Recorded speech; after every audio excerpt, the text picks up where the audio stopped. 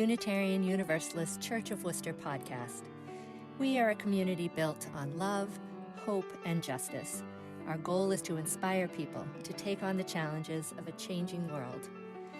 Each week we'll bring you a reflection from our minister, the Reverend Aaron Payson, recorded during our Sunday service. Maybe it'll move you, challenge your thinking, or even stir up a little righteous indignation. That's all welcome here. Thanks for listening.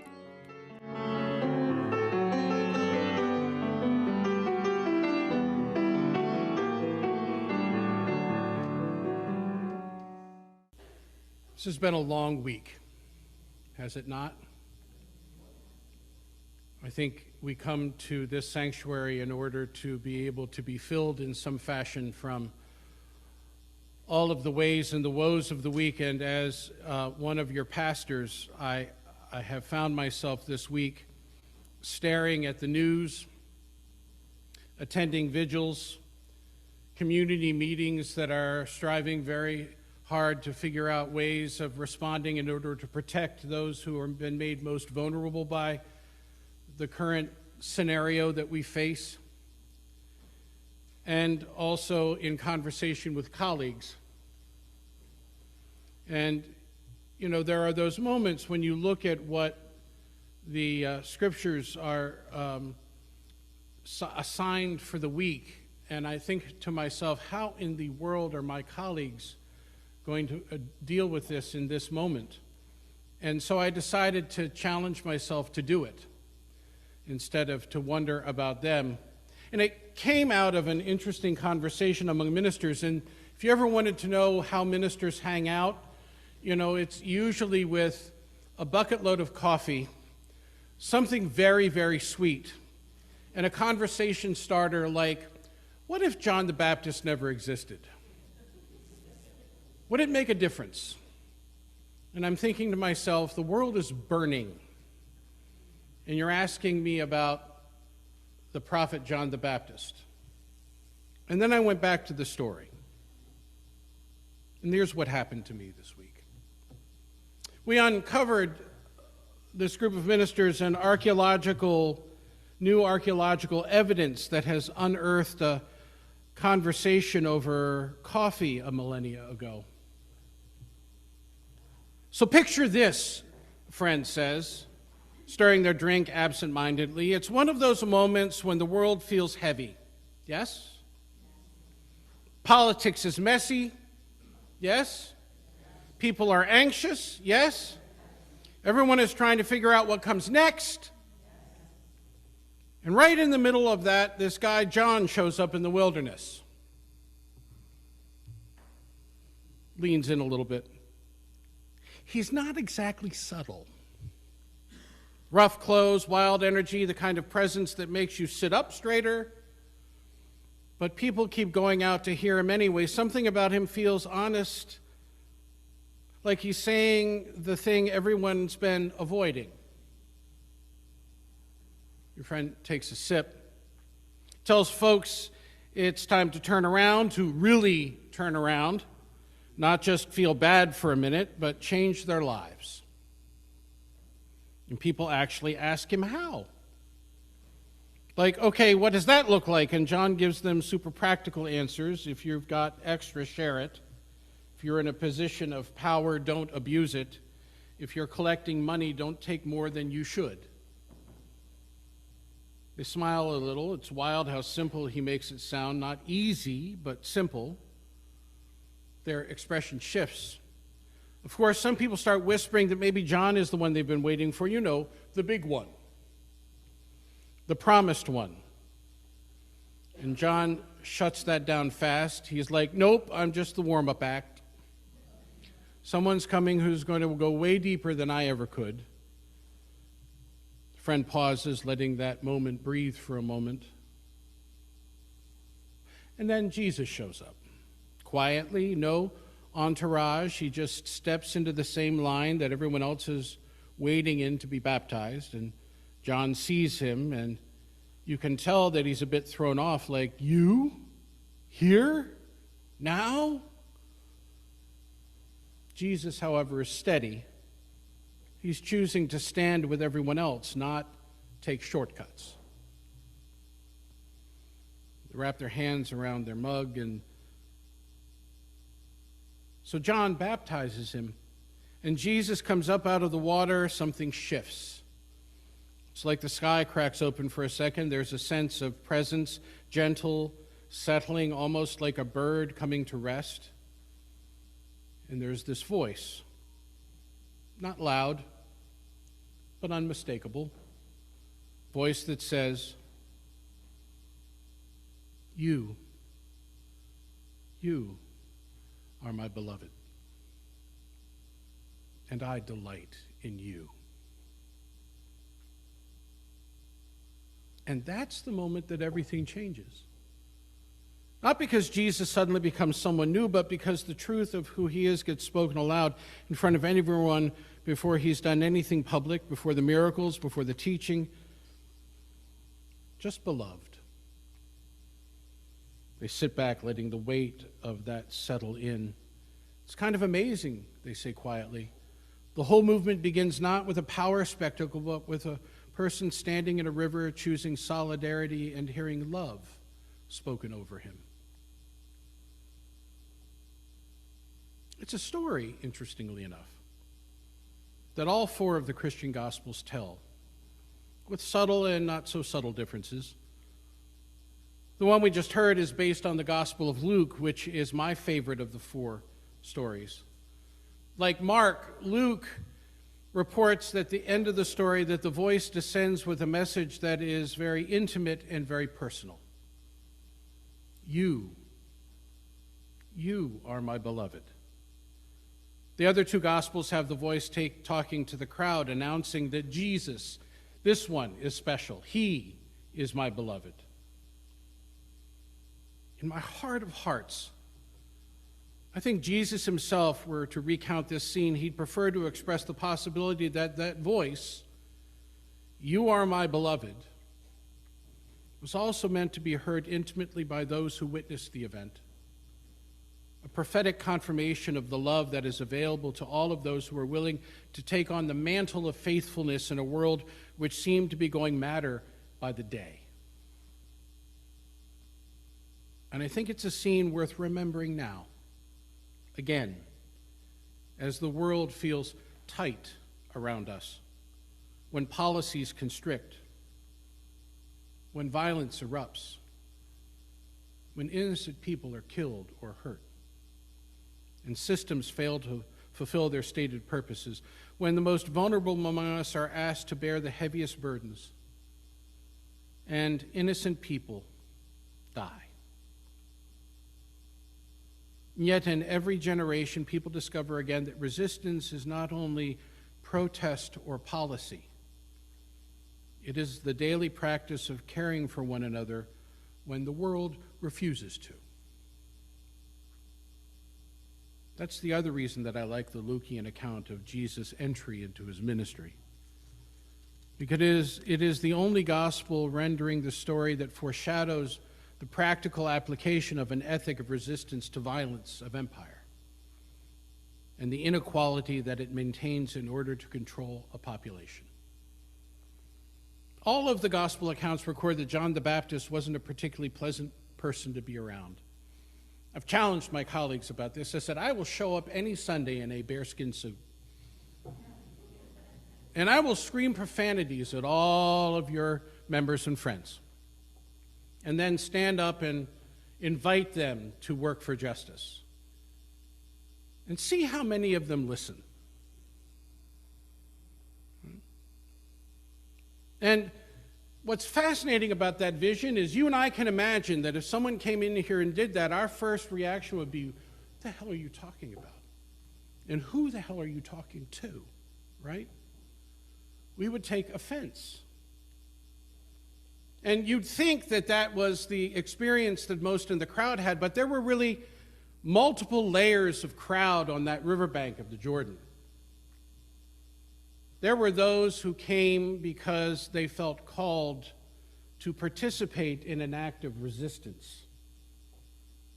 Resistance to empire, resistance to the ritualized stratification that was being perpetuated by the religious and political authorities. If you think about baptism in a river as being the antithesis of the Roman bath system and a critique of the way in which religious authority manipulated the mikveh, right? The ritual bathing process, then you recognize that what's happening in the river is not just about personal piety and being saved and recognizing the special nature of one human being. And Jesus knew this, which is why John the Baptist is important, right? Because it's not about John. And it's really not about Jesus either. It's about what Jesus recognized in that act that he saw as the foundation of his lifetime's work. Those who showed up to witness this weird spectacle, who were there because John seemed more a threat to well-ordered life than empire, than a harbinger of love, met someone who was unwilling to speak anything but truth to power. Those used to the veneration of others because of their social status probably didn't find John all that welcoming. And the Gospels tell us in no uncertain terms how he probably responded to their presence. Brood of vipers, indeed. And let's be clear, he lost his head for it. Luke, interestingly enough, is the only gospel that includes a second exchange with some of those who have gathered, who, having heard John's condemnation, ask him, "What should we do?" His answer? Share what you have, your clothing, your food, whatever. Do not accumulate more than you need. Do not take advantage of others. Do not intimidate others and violate others. Pretty simple, yes? And yet, if you dig deeper into it, you discover that it is a foundational commentary on the economy of empire and the stratification of the community commanded by it. For instance, one set of scholars note clothing was a valuable possession, and that one either always wore, or those who had two tunics wore one over the other, or even stored them in a vault. It seems that the possession of two tunics distinguished the better situated of the little people from the poorer. An outer garment was such a valuable possession of the poor that it could serve as security or could be stolen. John teaches those gathered that justice begins in the small, steady acts that say, "You are not alone." Today we see this in neighbors who form rapid response networks when immigration raids sweep through their streets. They stand at windows and corners, not with weapons, but with watchfulness. And some die for that. They carry no authority except the authority of love. And that does not die when they die. They remind us that justice is not abstract. It is the courage to show up when someone's dignity is at risk. We see it in the hands that sort produce at community food centers, in the volunteers who drive mobile pantries down rural roads, in the clinics that prescribe fresh vegetables alongside medicine. These are not grand gestures. They are the quiet insistence that no one should go hungry in a land of abundance. They are the truth made visible that feeding one another is older than any government program, older than any law, older than any nation. We see it in the people who refuse to let health care become a privilege for the few, in lawmakers who cross party lines because their constituents can't afford to wait, in advocates who gather stories of families facing impossible choices, in clinics that open their doors when their federal protections shrink. This too is resistance, the refusal to let suffering be normalized. All these acts, watching over one another, feeding one another, healing one another, are threads of the same tapestry. They are the ancient practices of communal care that have carried humanity through every age of uncertainty, including this one. Fundamentally, what John introduces is the main thesis of Jesus' entire ministry, and this is where I find the Gospel of Luke most compelling. The Christian church has theologized and personalized the scene of Jesus' baptism in ways that completely shield most of us from seeing it as anything other than celebrating the unique and special nature of the prophet. And yet, if read as a whole, the scene described earlier over coffee a millennia ago is actually more of a social and prophetic commentary on the state of the world under the auspices and control of empire, and a call to a different way of being. It's a call to represent a different ethic, to live differently in a world that wants to prescribe every aspect of our existence to benefit someone or something else. It calls us to consider the importance of a different way of being as a means to curtail the increasing control of empire as it widens the gaps between rich and poor, between citizen and alien, friend and stranger, labor and management, white superiority and racial other, housed and unhoused, healthy and sick, old and young, heterosexual and non-binary, the employed and the jobless. It is a call to return to the vision of community united by its humanity, not a nation divided by competing loyalties. Some have called it a return to Sabbath economics. I like that phrasing. An ancient vision of equity based on the lived experience that recognized the deadly and divisive force of inequity, or sustained inequity, if you will. It's an economic vision rooted in Sabbath traditions, the day of Sabbath, the day of rest, where we discover we are more human beings than human doings. The Sabbath year, when we rectify inequity, when that calls for regular dismantling of systems of stratified wealth and power so that everyone has enough, emphasizes voluntary and community-reinforced redistribution of assets, trusting in the abundance rather than in scarcity, and the circulation of resources for the common good.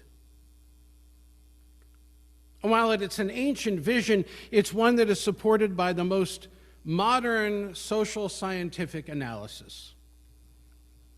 Those of you who are engaged in social action study, I highly recommend the book Spirit Level: Why Greater Equality Makes Societies Stronger by Richard Wilkinson and Kate Pickett, who argue that in wealthy nations, the degree of income inequality, not average income, best predicts the wide range of social and health problems. More equal societies, it turns out, consistently experience better outcomes across physical health, mental health, violence, education, trust, and overall sense of well-being. The authors show that once a country is wealthy enough to meet its basic needs, further increases in average income do not improve well-being. Let me say that again. Showing that in a country that is wealthy enough to meet its basic needs, further increases in average income do not improve well-being. Instead, the size of the gap between rich and poor predicts outcomes such as physical health and life expectancy, mental illness and drug abuse, obesity, educational performance, violence, imprisonment rates, teenage pregnancy, social mobility, and trust and community cohesion. And it's not just that inequality and equity affect those who have less, it's a social system that makes the entire community vulnerable. Even the affluent fare worse in unequal societies because of social fragmentation and distrust and stress affecting the entire population. The authors argue that humans are acutely sensitive to social status. In unequal societies, people experience constant evaluative threat, fear of judgment, chronic stress, heightened competition, and social withdrawal. You recognize any of those? Both the ancient wisdom of our faith traditions and our social sciences point to the need for efforts to reduce the gap between haves and have-nots. Progressive taxation is one way of accomplishing part of this. Strengthening social safety nets is another. Making certain we have adequate worker protections. Making certain we have public investment, not just private. And that we work for structural changes that reduce the gap between the wealthy and the poor. Our ancient traditions call for debt release, land return, mutual aid, and anti-hoarding disciplines based on a vision that the world itself was abundant enough for everyone's needs, but not everyone's greed. Clearly, we continue to face, as a country and as a world, is fundamentally energized by all of this, and we're still being told that the fundamental threats to our well-being are from outside, those others, however they're identified.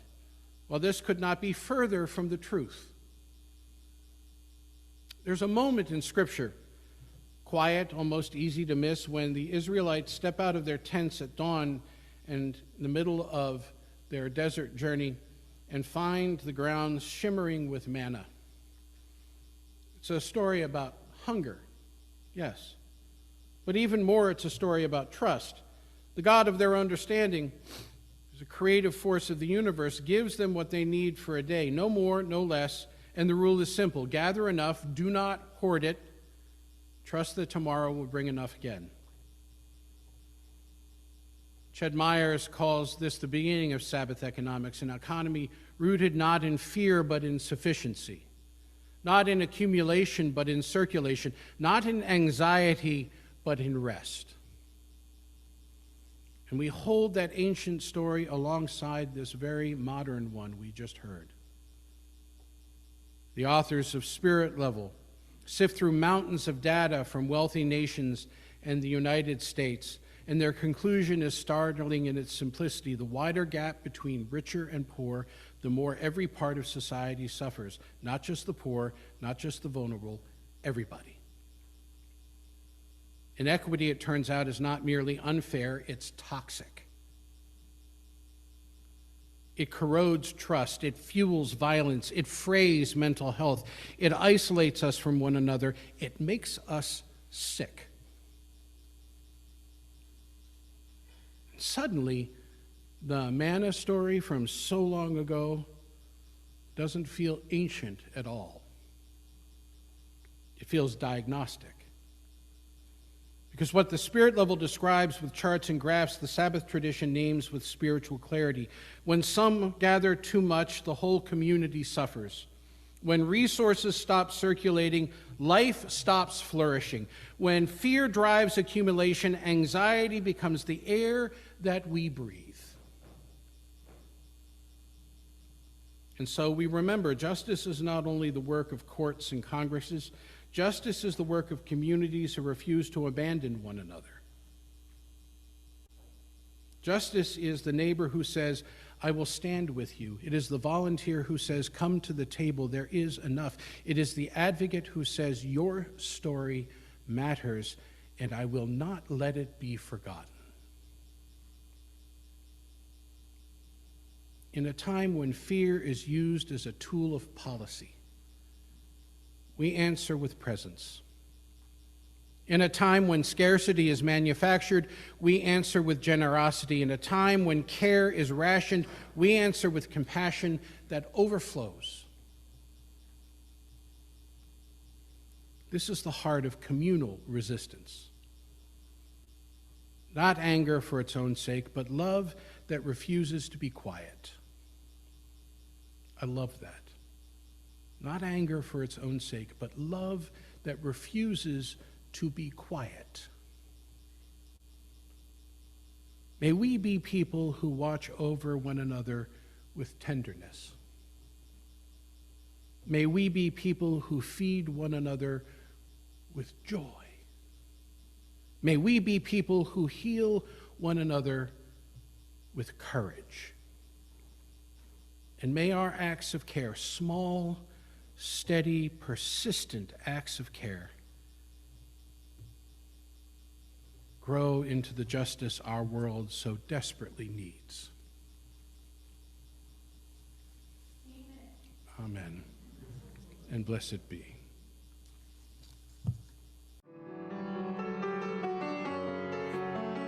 Thanks for tuning in. If you're just crossing our path, either new to this congregation or curious about Unitarian Universalism, check out our website, uucworcester.org. You'll find lots of information there about our beliefs, the 8 guiding principles, religious exploration for children and adults, our social action initiatives, and the many groups we offer to help people connect and have fun. And consider joining us, in person or online, on a Sunday morning at 10 a.m. We'd love to meet you.